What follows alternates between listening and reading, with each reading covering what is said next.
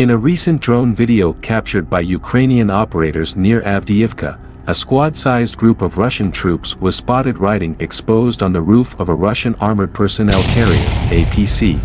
The footage showcases the risky maneuver, as the APC is struck by an FPV drone, prompting immediate regret among the Russian troops for their choice to expose themselves in a war zone.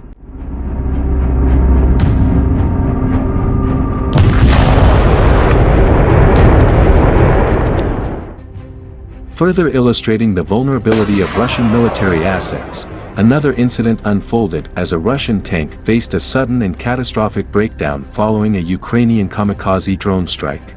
The attack, executed by the 47th Mechanized Brigade, displayed the precision of the bombed drone as it sought out and exploited a weakness in the tank's armor, leading to a devastating secondary explosion that engulfed the tank in flames.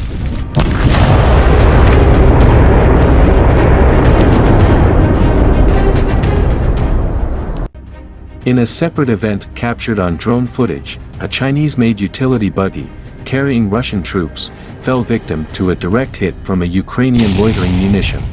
The attack resulted in serious injuries to at least 2 Russian soldiers, while the remaining occupants hastily abandoned the vehicle as it erupted into flames.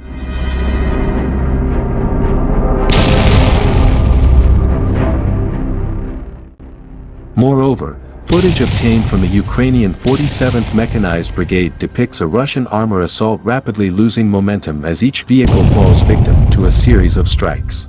The assault, comprised of a mixture of anti-tank projectiles and bomb drones, effectively neutralized the Russian armor, underscoring the effectiveness of Ukrainian defensive measures against advancing Russian forces.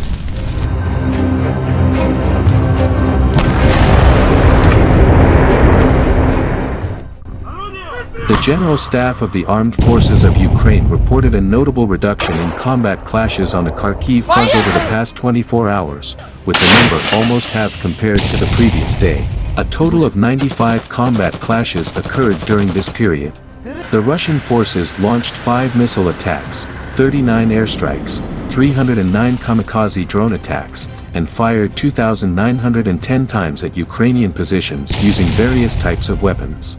Despite the aggression, Russia sustained significant losses, with 1,400 soldiers, 50 artillery systems, 35 armored combat vehicles, and 14 tanks destroyed in the last 24 hours.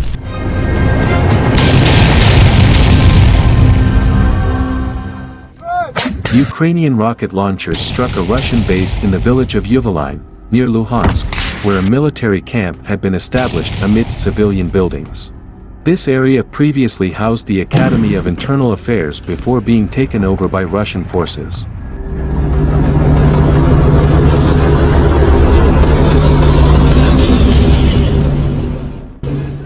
The frontline situation remains tense, particularly in the Pokrovsky direction, where 24 attacks were recorded.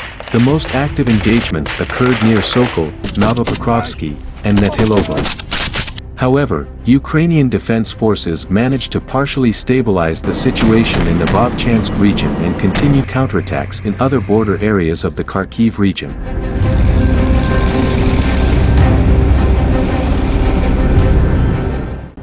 Nazar Voloshin, spokesperson for the Khortytsia Operational Strategic Command, reported a significant decrease in Russian assaults in the Strelec-Hlybok direction. Ukrainian defenders successfully repelled enemy attacks south of Hlybok and Lukyantsy settlements. Battles persist near Staritsa and Vovchansk, with the enemy using aviation 5 more times, including helicopter attacks near Granov and anti-aircraft missile strikes in the Zoknovoy and Liptsev areas.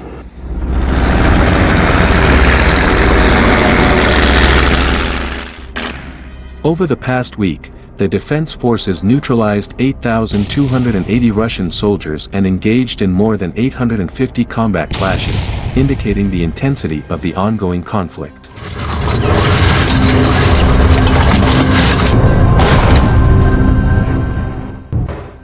In a development of international support, Dutch Defense Minister Kajsa Ollongren announced the transfer of a batch of YPR 765 infantry fighting vehicles to Kiev at the 22nd meeting of the Ukraine Defense Contact Group, known as the Ramstein Format meeting.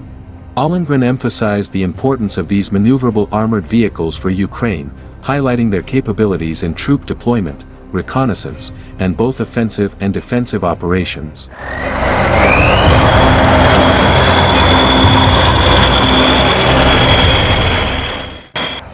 President Volodymyr Zelensky reiterated the critical need for North Atlantic Alliance assistance in shooting down Russian missiles over Ukraine. He stressed that this support would help compensate for Kyiv's air defense deficit without involving NATO in the war. Zelensky noted that Russia operates 300 aircraft over Ukraine and that Kyiv requires at least 120 to 130 F-16 fighters to counter Russian forces effectively in the sky.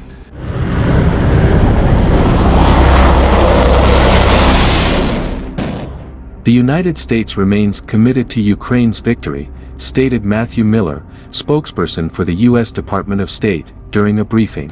We fundamentally want to see Ukraine win this war and have made that clear, including by providing billions of dollars in security assistance, Miller said, reiterating Secretary of State Antony Blinken's statement on the strategic defeat Russia has inflicted upon itself by launching the war.